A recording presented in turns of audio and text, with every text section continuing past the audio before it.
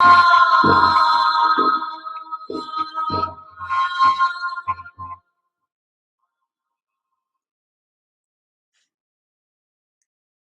बहुत धन्यवाद। आइए हम विचार के इस सत्र में आपका स्वागत करते हैं। आज हम बुद्ध चरित्रम का 27वां अध्याय, जो 27वां सर्ग है, वह चर्चा करेंगे। और आज हम महात्मा बुद्ध का जो अंतिम सम्मान होता है उसके बारे में चर्चा करेंगे। वह हमें क्या सिखा जाता है। जब महात्मा बुद्ध ने संसार से विदा ली और सदा के लिए शांत हो गए, तब उनके भक्तों और जो भी अनुयायी थे उनको बड़ा ही दुख हुआ।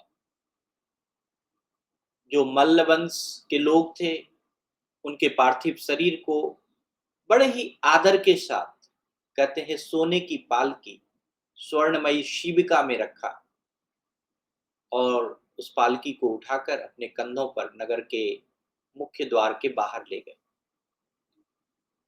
नगर के बाहर निकलते ही एक हिरण्यवती नदी को पार करके एक पवित्र स्थान पर वह पहुंचे, जहां उन्हें मुकुट चैत्य नाम के स्थान के नीचे बुद्ध को एक सुंदर चिता वहां बनाया गया और उनपे उनको सुलाया गया।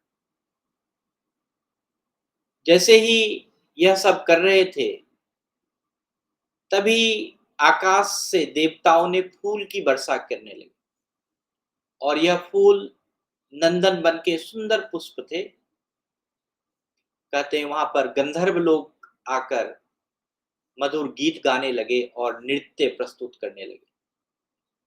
कुछ लोग ने तो बुद्ध के स्तोत्रों का पाठ करके उनको श्रद्धांजलि दी। जैसे ही वे लोग यह सब कर रहे थे, तभी जो उनका परम शिष्य था आनंद, उन्होंने चिता में अग्नि देने की बात सोची। चिता की अग्नि को 3 बार जलाने की कोशिश की गई, लेकिन चिता जल नहीं पाई। सभी को आश्चर्य हुआ कि बुद्ध की चिता क्यों नहीं जल रही। इसका कारण यह था कि बुद्ध के प्रिय शिष्य महाकश्यप वह अभी तक नहीं पहुंचे थे। जब महाकश्यप वहां आए और उन्होंने बुद्ध के दर्शन किए, जैसे ही उन्होंने श्रद्धा से उनको नमन किया कि चिता अपने आप जल उठी और यह एक अद्भुत दृश्य था। चिता की अग्नि बुद्ध के चर्म को, त्वचा को, मांस को, सबको भस्म कर दिया, लेकिन उनकी हड्डियां नहीं जली। यह सब देखकर जितने भी लोग थे वहां पर श्रद्धा से भर उठे। इसके बाद जो मल्लजन थे उन्होंने पवित्रता से उन सारी अस्थियों को धोया और एक सुंदर स्वर्ण कलश में रखकर अपने नगर में आदर पूर्वक स्थापित कर दिया।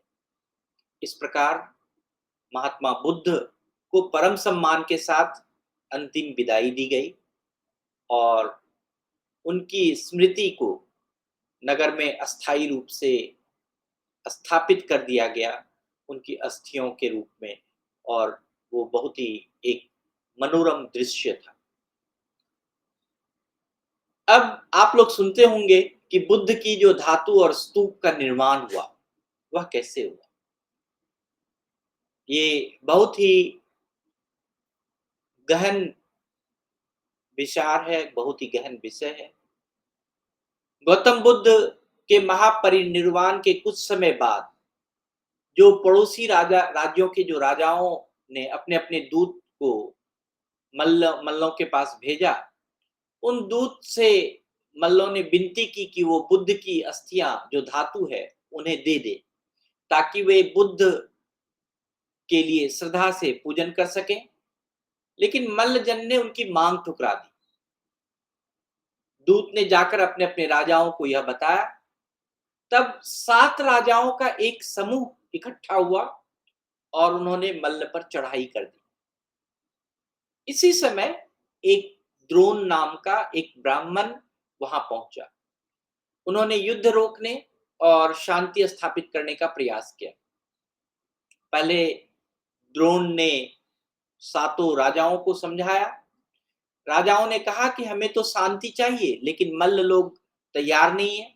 फिर द्रोण ब्राह्मण मल्लों के पास गए और उन्हें भी समझाया। अंततः मल्ल भी समझ गए और सभी सहमत हो गए। इसके बाद बुद्ध की जो धातु थी, जो अस्थियां थी, उनको 8 भागों में बांटा गया। 7 भाग उन सातों राजाओं को दिया गया और एक भाग उस मल्ल के पास रखा।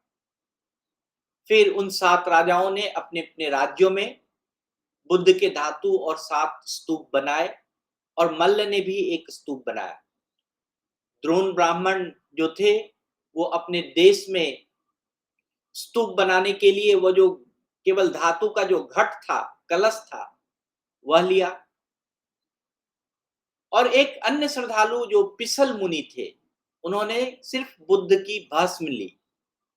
इस प्रकार से बुद्ध के बने 8 स्तूप, घट जो घट से बना 9वां स्तूप और भस्म से बना 10वां स्तूप। हम आपको बताएंगे कि ये बुद्ध के स्तूप किस किस शहर में कहां कहां पर है।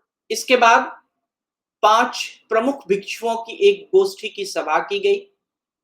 उन्होंने आनंद को चुना ताकि वो तथागत जो बुद्ध है, उनके उपदेश को फिर से दोहराए और उन्हें ग्रंथ के रूप में संकलित किया गया। इस प्रकार से बुद्ध के उपदेश धर्म ग्रंथों के रूप में स्थापित हुए।